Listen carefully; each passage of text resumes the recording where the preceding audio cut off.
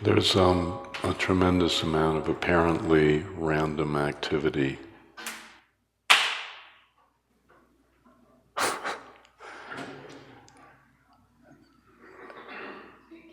as we come, from all of our different places into this space.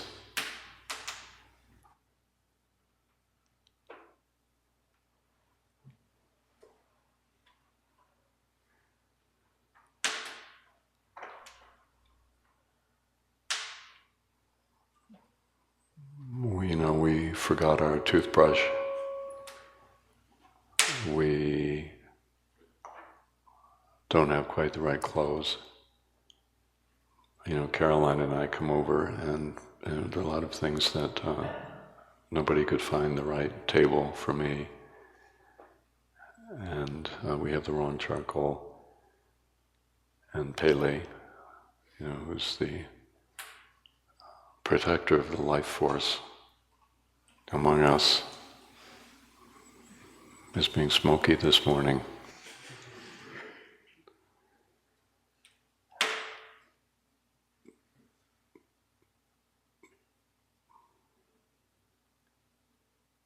And it's all part of gathering our mind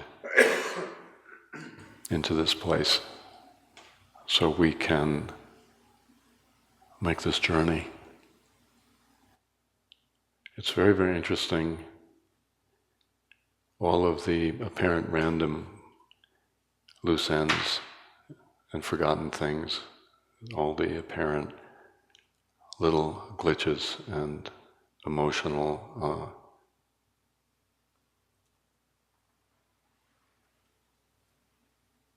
uncertainty. And it's all an expression of our minds. And we're gathering ourselves in, especially in this first day or two. We're bringing everything that we are in, even though it seems like a lot of outside things, it really isn't, and it's true of us too.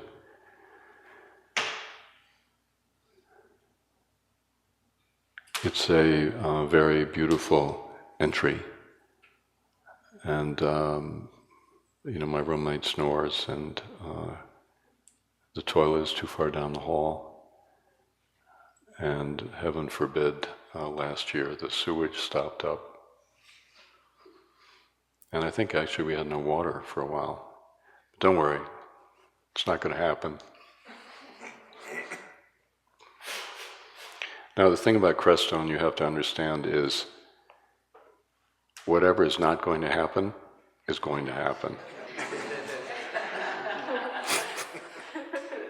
That's why we're here.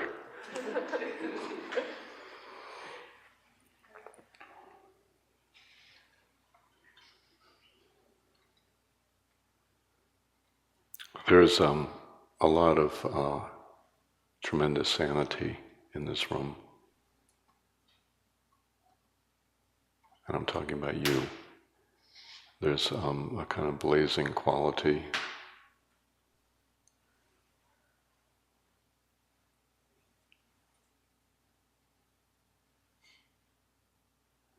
Some kind of tremendous power of clarity and stillness, which I saw this morning,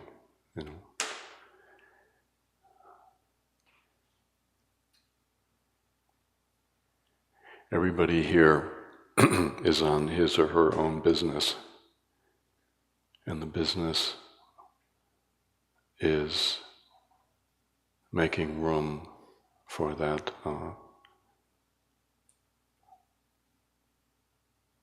tremendously bright inner power, clarity.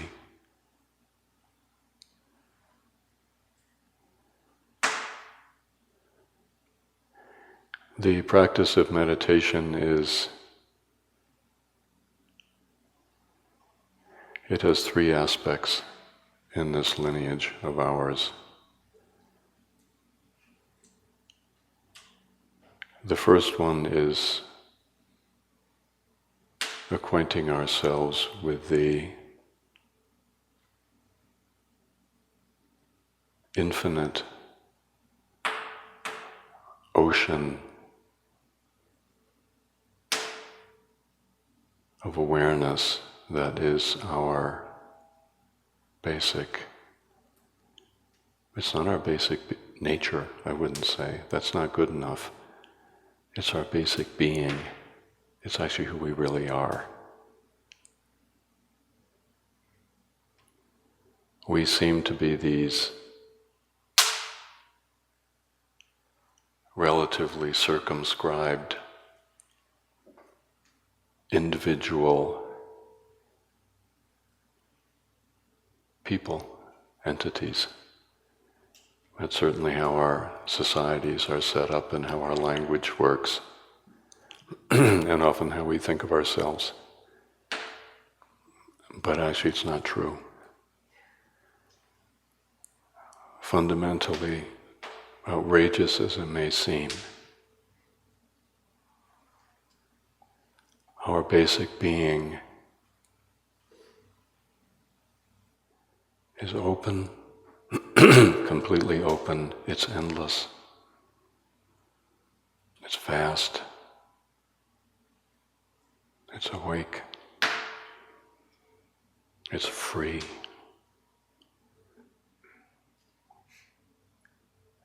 And in order to live this difficult human life that we have, we need to not just know that fundamental freedom, but we have to experience it. It has to be a matter of direct human experience. This is the practicing lineage, and everything is about experience for oneself. So we need to make acquaintance with that inner boundless freedom that we are, and then we need to train in it so that whenever we get caught or lost or we're taken over by some kind of emotional upheaval or traumatic experience of the past, we re-experience our traumas, all of the tormented and tortured states of mind that are part of our lives. We have to train to be able to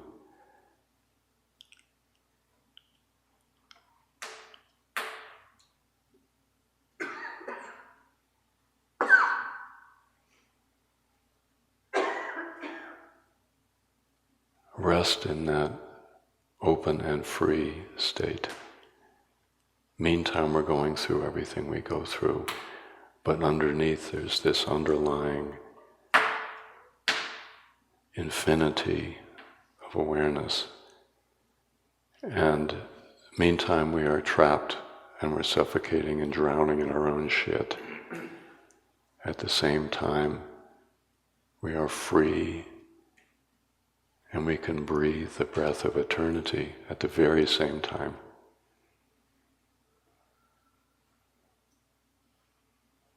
And that's the first aspect in this lineage that we need to explore, not just know about it intellectually, not just touch it and experience it,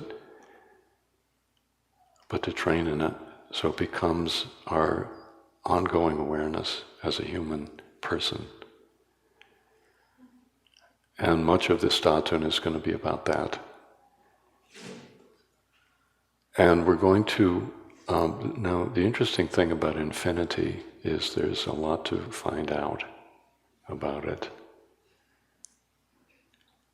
We talk about infinite space, and you might think, well, that's fine, I touched infinite space, I see it. It's not like that. Space, the openness of our fundamental being, is an endless world. And we need to explore it, not particularly so we can get information, but so we can spread our wings and we can fly and we can be who we are. And all of those aspects of our life that we have always reined in and shrunken and turned against and been told aren't right, all of those are the beautiful feathers on our wings. And we have to open our wings and we have to fly. And the only way you can fly truly free is in infinity. So you could say that's the like boot camp of the practicing lineage, is making a connection with that depth in ourselves and training in it and exploring it and rejoicing in it. Everybody in the world wants to be free, and people never feel they have enough freedom, and they don't. It's only when you touch that freedom in yourself that you realize you're already free, and you've always been free. You just didn't know it. And then the second aspect of the practicing lineage, the second aspect of meditation, is that there's a lot of power in that open, endless awareness, huge amount of power. And we are going to be exploring, and we'll do some nighttime practice, darkness practice, and we'll be making ourselves available to feel the power, as it says in the Tibetan tradition, the power of emptiness. Empty, open awareness is a huge amount of power. And the way that power expresses itself is an upflow. There's an upflow of energy. And that energy is the life force.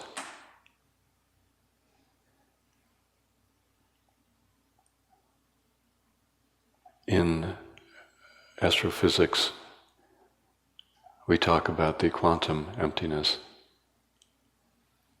And the quantum emptiness gives birth, gave birth and gives birth moment to moment, but gave birth to the universe. One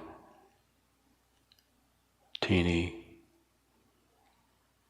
infinitely small point of energy arose out of the quantum emptiness. Quantum emptiness means there's absolutely nothing whatsoever, no space, no time, no nothing. And when emptiness, speaking in terms of physics, hits that point, the next thing that happens is there's this immediate eruption of energy. Emptiness gives birth to the life force, and that little teeny dot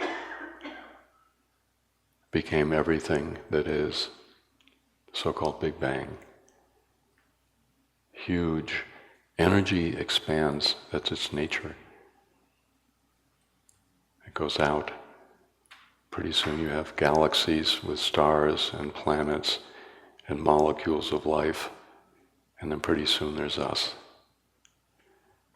And all the rest of the universe, and it's all alive. When we touch the emptiness, the openness, the vastness, the infinity of our state of being, the life force arises out of it in a very pure way. It's not neurotic, it's not twisted, it's very pure. And that life force is our life, and what we need to do with our life, and who we need to be, and why we're here. So strangely enough, the more we touch the fundamental openness and emptiness in our state of being, and we completely let go of all the surface chatter and all of the constantly recycling our ego narrative about who I am and all of the paranoia and the jealousy, and touch this ocean, this infinite awareness, that all of a sudden our life becomes an imperative for us. The energy, the life force, which is us, arises out of that emptiness.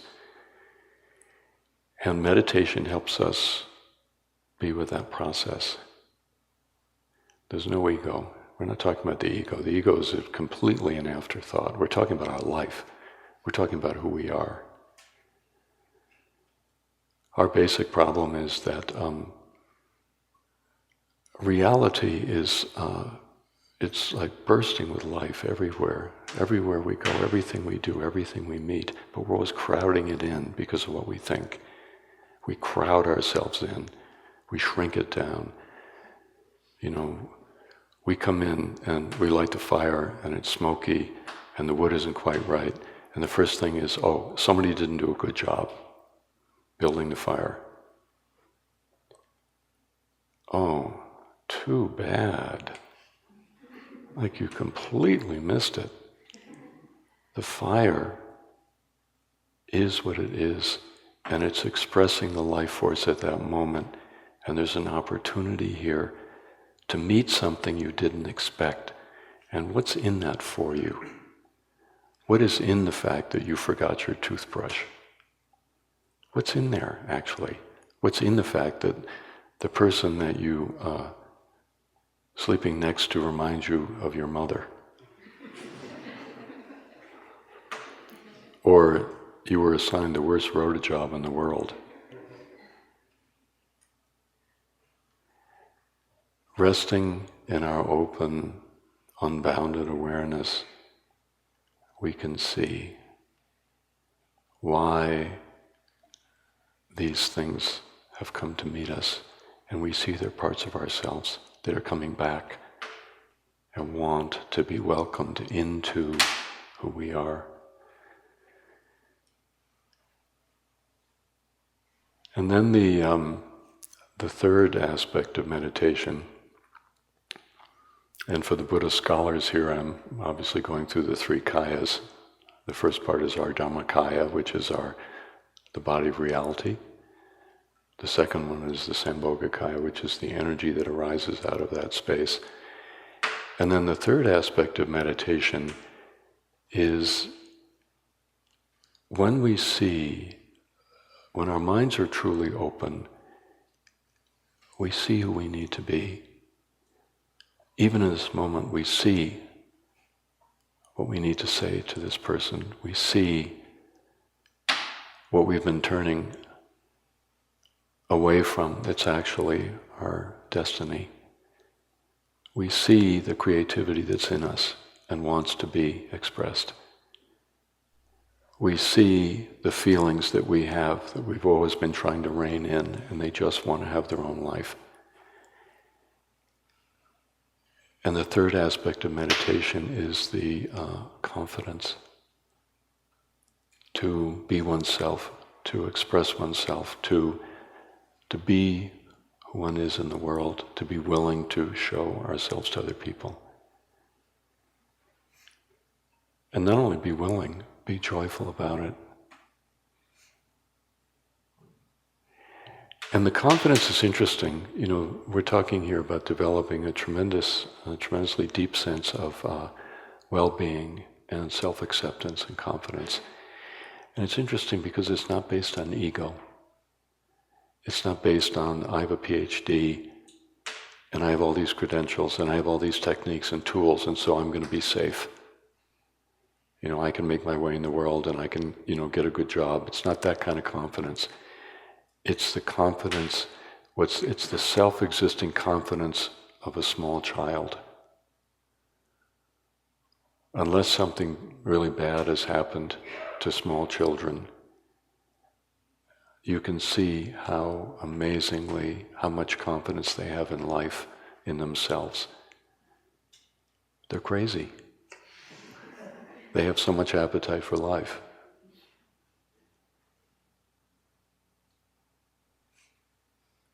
And they don't really care what happens. There's just this incessant upwelling of delight and joy and curiosity, and they're all over the place, and they're just like impossible to be with.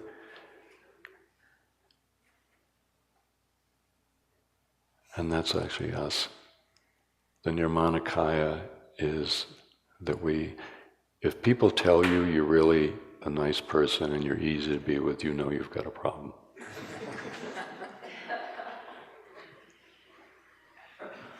The more we become ourselves, the more difficult we become for other people.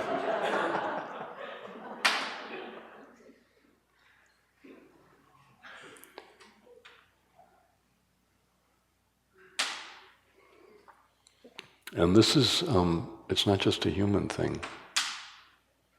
It's a cosmos thing. The Andromeda Galaxy is very beautiful. Have you seen pictures of the Andromeda Galaxy? It's this spiral galaxy, and you can see it actually in the winter sky. It's a sort of a smudge up in Virgo. I'm not sure where it is. It's huge. It's much bigger than our galaxy. Very beautiful. Oh, it's amazing. It's so sacred. In a short period of time, the Andromeda Galaxy is going to be a big problem for the poor little Milky Way, because the Andromeda Galaxy is rushing toward the Milky Way, and it's going to hit it soon in terms of astrological time.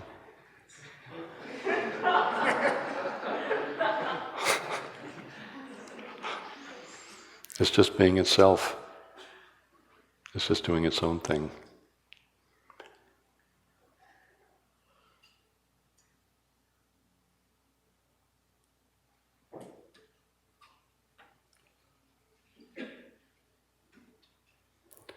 So that's a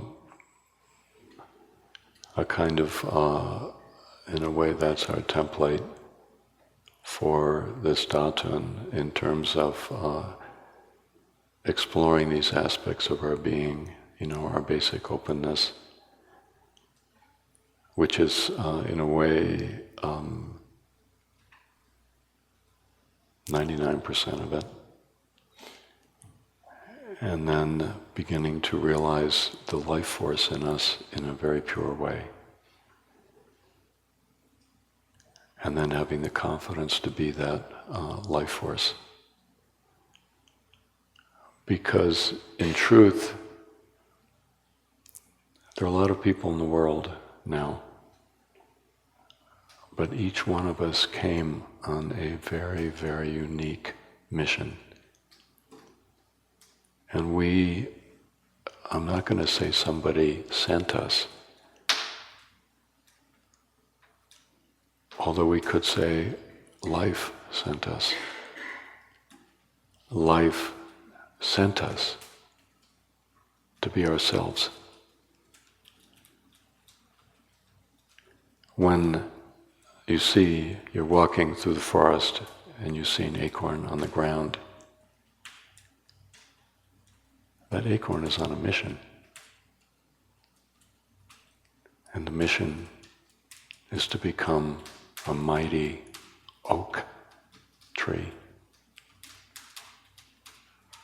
And every oak tree is different. And that's how it is with us also. So we could say in the practicing lineage, the purpose of meditation is to fulfill the purpose of life, to live more fully, to live more authentically, to discover actually what is involved in our life. And it's infinite. It's not like we're this little person, we have this little mission, and once you do your job, that's it. The human person is the beginning of a process that is endless, and the discovery that we can make about ourselves are endless. Trungpa Rinpoche used to say the greatest joy in life is to be in the process of discovery, in this dream of discovery of who we are.